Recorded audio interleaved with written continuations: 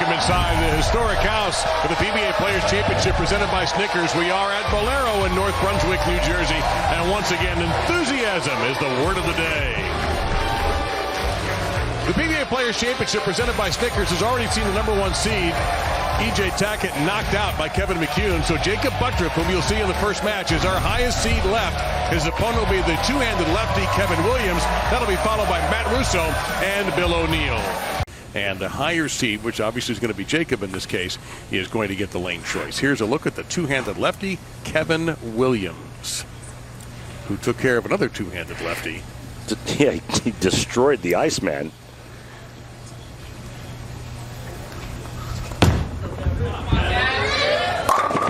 We speak, of course, of Jesper Svensson, who was defeated the other day.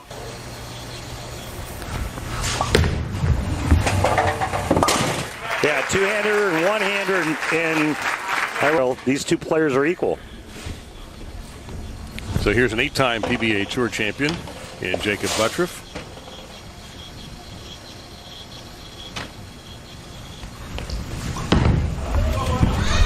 Wow. We're playing on dual patterns, and we'll get into that here very, very shortly. Just like that, nothing to it. Hand me the card. One business day. Time to get your dream home crazy fast. Learn more at rate.com. Right out of the textbooks.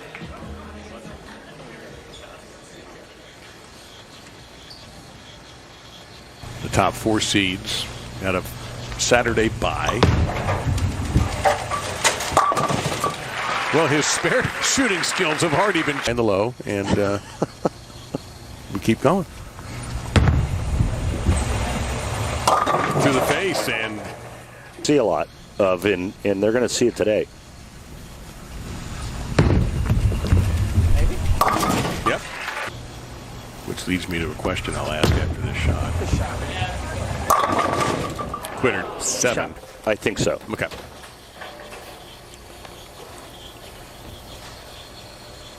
Breaking that down here momentarily. Look out. All right, he got it and hung in there. In Tour, and again, the higher the number, the more it's likely to hook. More will hook. Mixer for Butturff. You're at, oh, that was reactive. Yes, it that he just threw there.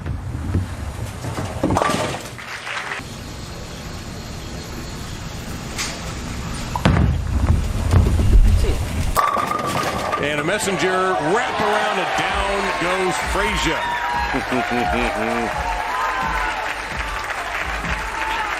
And Williams gives it a little shimmy. Headpin, sidewall. The bird dog, the scout, as we used to call it back in the day. Messenger.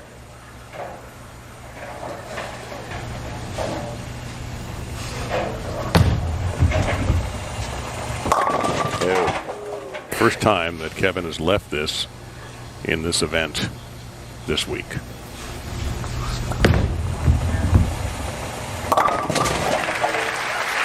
Perfectly done.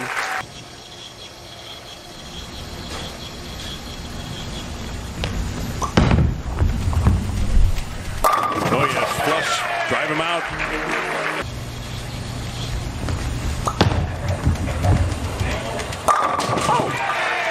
So here's something interesting. He goes to the stronger ball and actually moves left and goes straighter. So the dreaded shot after the break. A little bit of a problem if you saw our earlier show with shots after the break. It's Kevin Williams' turn on the barrel this time, trailing by 11. Didn't seem to have much of an impact as 6 times. Where do you get all those great numbers and stats? Where do we get all those great numbers? Well, Kelly and I actually were classmates at the U. He doesn't know that, though. As good as I got. And it's good enough, Kevin. Butturff playing both lanes the same now, 2 different bowling balls. Urethane on the right. Nice. Well, that had a snap to it.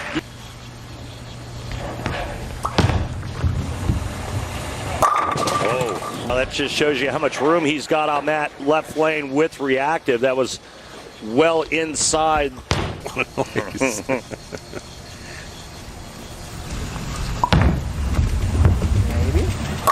Maybe indeed.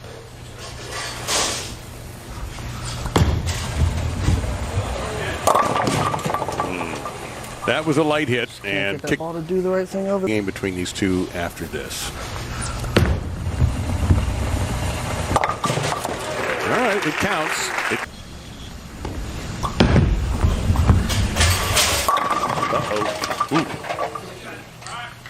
By the way, as a regional bowler, 27 PBA regional titles. That's where he first got noticed. Did he have like 9 in one, a record 9 in one season? Yep.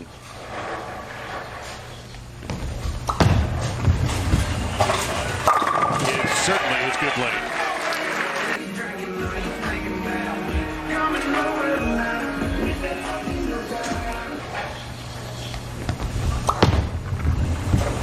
There it is again. He knew it too. At this point, you see Dino Castillo, his ball rep, handing him something else to play with, just to take an experimental last shot. Yep. Okay, that experiment was a success, so keep an eye out for that. 10 frames.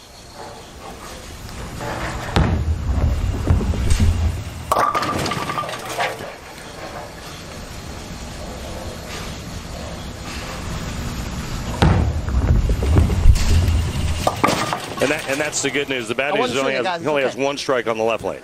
Ooh, and that's Packy Hanrahan there. Getting into his front part of the lane. So hopefully he can just go through the pins. Like the first couple shots were close. And Jakob Butturff's just going to go ahead and bowl because that's what he does. And also Anthony Simonson and Tomas Keiko did not go to a roll-off. Simonson took care of business there. Oh, and that's taking care of business. Inside a target.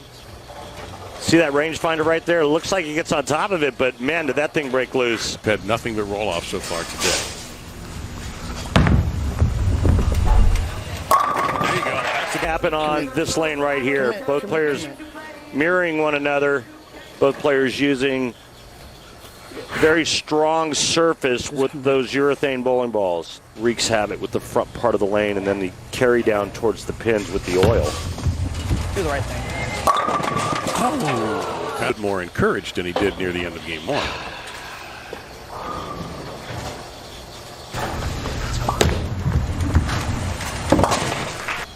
Chris Barnes is watching tonight because it's the lefties beating up on each other. Nice shot here on the right lane for Butturff, and Butturff strike-on-strike percentage.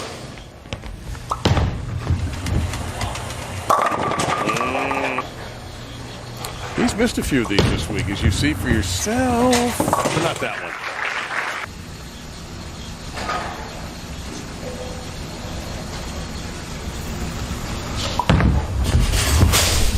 Hurry up.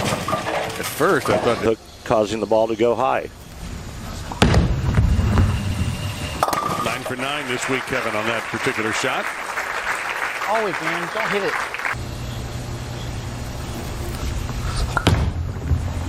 That almost crossed over, but you know what?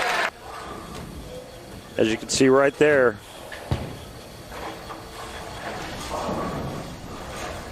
And good numbers here as well, Dave. Look at those.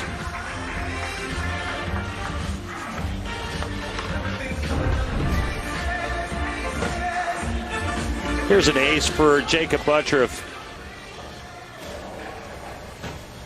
What you thought of? I do. Whoa! That's explosive. But it's just, everything about him is unique. And by looking at him and his style, you would have never thought that was going to happen.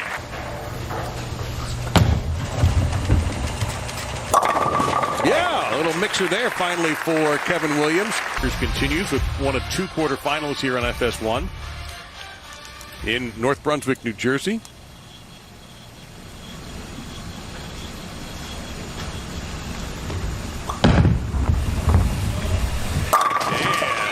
And there's nothing left. He gets a chance to sign that.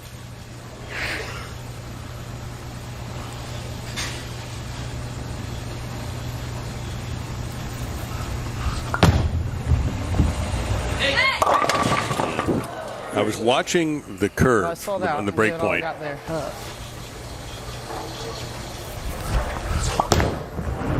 Two. That's pretty good. Light mixer.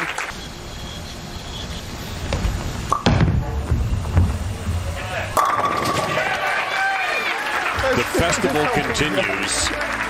I am a betting man, and I would put a nickel that he'll do it. Wow, what a stretch, Dave. What a stretch. Don't I go out on a limb better than anybody you've known? Wow, a nickel. Well, nickel can mean other things in gambling terms, you know. Reminds me of that movie, $1. Here you going to move on to the semis. Simonson. This was just Butturff. That's all there is to it. Right. Yeah, just not enough firepower. You can't match him strike for strike.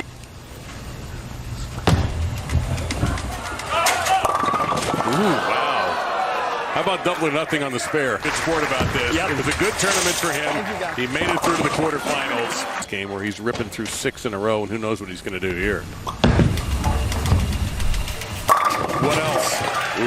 The televised finals of the Players Championship this season. Now you got one more for you. Masters smooth right side. Shows that mindset. Not even a first cut. It's all fairway. So Jakob Butturff is moving on. Now it's going to be righty-lefty, Bill O'Neill.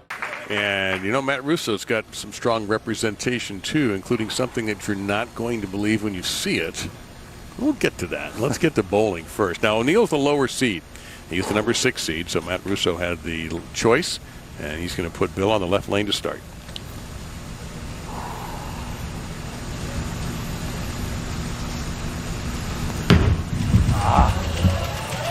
Well, that's never good when the first thing out of your mouth is, 45-foot Dick Weber on the left to Don Carter, 39 feet on the right-hand lane.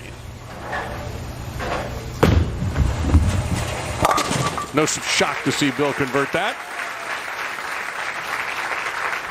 3-6-10's a very popular leave out here for the right-handers, and it's left quite often, and you better be good at making it.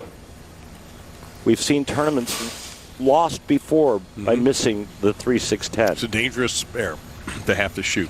There's choppability there.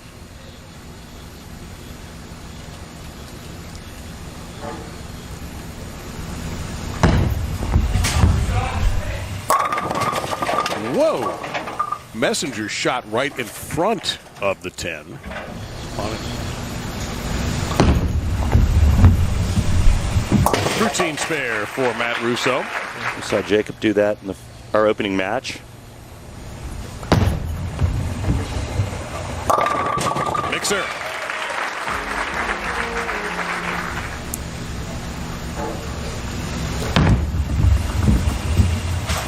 That's as good as it gets right there from Bill EJ to win that championship. Yeah, it was quite an afternoon there. Yeah, that's a murderer's row right there. Yeah. This rev rate. I'll get to a little bit more right after this shot. Matt's title in Jonesboro. Good old hijinks. Love it over there. Oh, my goodness. Than any other player in the field. 77. I think Kevin Williams had 64. And Butturff had 61 or 2. By the way, I should mention, Jonesboro, home of the NCAA Women's Champion, Arkansas State Red Wolves. Nobel Prize style reporting on this to get the latest on the goose. There's so many ways you can go with that. I can, but I'm just going to be quiet and seen Matt compete live. They said, hey, let's have the goose make an appearance on television. And he's got a pass, so he belongs in those seats. Thank you, Kimberly. Oh, that's a tracker. Man, Bill O'Neill. Ow. All right, it could have been way, way darker for O'Neill on that one. O'Neill was trying to do. He covers a spare nonetheless. And you know, players feel it's such a field.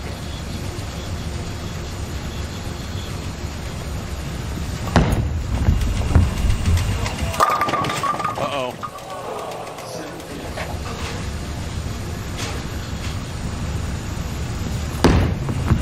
Uh-oh. Did not get anything out of that. Well, the only good stat that was just up was... That's interesting about the lefties. Mm-hmm. There you go. That'll make up for the 7-10. Really nice. Matt Russo with a recovery shot. The problem is when we talk. Simpsons, I'm sorry. That's right. It's not that I don't like Homer, but I don't know. Look out. Really? There we go. I was waiting for one of those messengers to intervene nearly midway through the match now. Frame number 6. Yeah. Game 2, 8 in a row? Yeah. To finish? Yep. Even when the match was over, he was striking. That's a perfect shot. Little inside, down lane. See the PBA Rookie of the Year. And he picked up that title in Arkansas.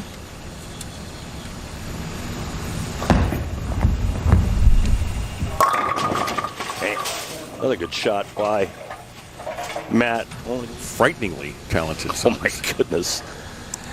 Man, can his kids bowl. What does Parker have now? 500? But a great training facility. Pull the name up here in a second.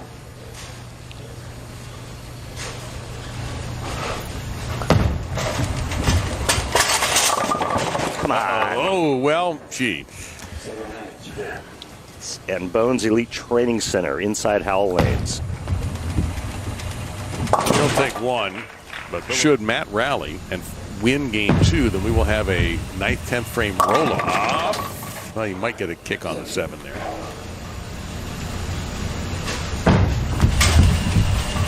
Hard and straight. I really like the match with miles an hour. Yeah, he did hit 22 earlier today. Yep. Guys with 600 rev rate, RPMs, it's...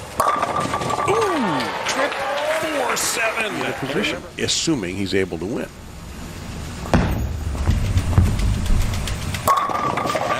Pretty shot there from Matt Russo in the foundation frame. Can't get the ball to push through the front part of the lane like Simonson. He says he's got tricks that I just can't duplicate. Yeah.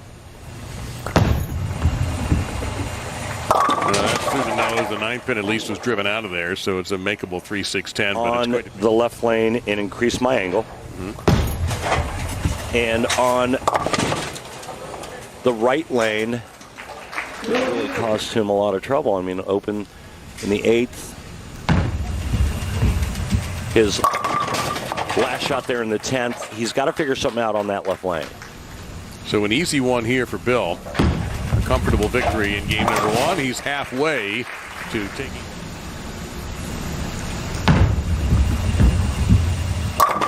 And there's a messenger delivered for Bill O'Neill to give him a 238 to 160 game 1 victory on a special day in the O'Neill family.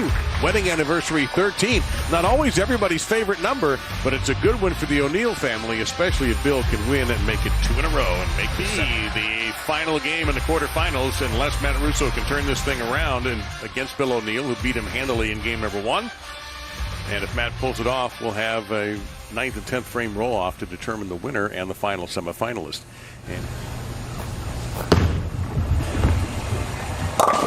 Well, you can see just how much straighter he can go with that ball. It's not as aggressive as the one he was using, which was the brutal collision. But that's what you'll figure it out. But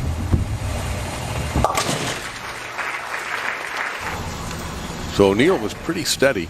His worst frame was the first frame last game when he had 7 spare, made the 3-6-10. Everything else was striker 9. Like that. Come on. And trying to get dialed in with a new ball on the left lane here in game number 2.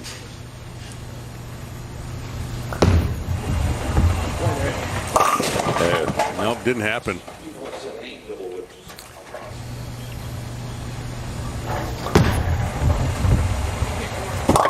Oh, man. Covered it perfectly.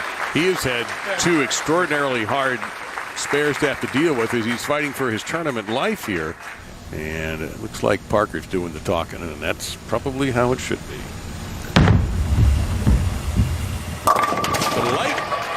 for Bill.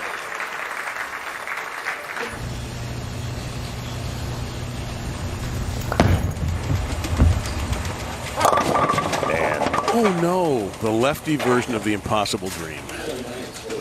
Light, high, light since the ball changed on the left lane.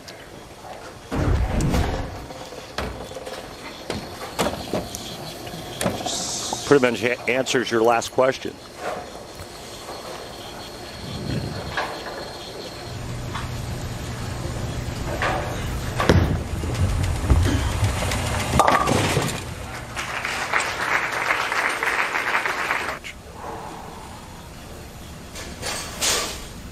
He gets a lefty next week too, if he wins here.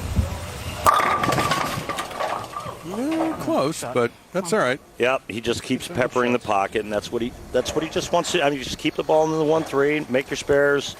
Tonight with your wife. Absolutely. Come on. Come on. This building about 11 years ago. Who do you think you right, are? I man. am. Yep, that's the day. I was here for that. Feels like all of America was here for that day. He doesn't like it, and he got a break. Yep, big one.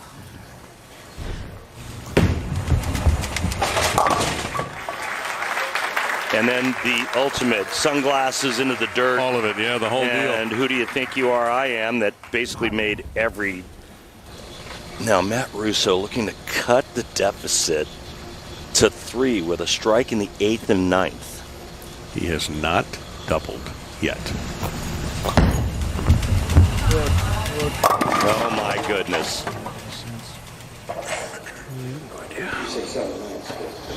And all that is an adjustment off the shot before on that lane. It's that old expression, Mama said there'd be days like this, and his mother is here, along with his dad and his buddies, and a goose. Ooh, that was close. 7 U.S. Opens, 2 USBC Masters, so the first time hosting a Players Championship here. Incredible champions have bowled here, just about everybody you think of. Beautiful shot of any note in the history of professional bowling has been through this building.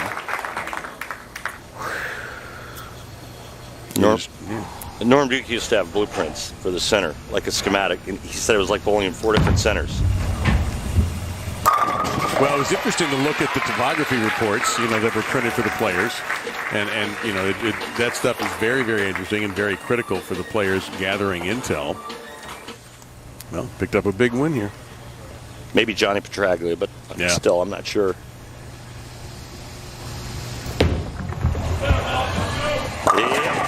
That was a good one.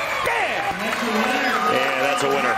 So Bill O'Neill has swept Matt Russo, and he takes up the final spot. Come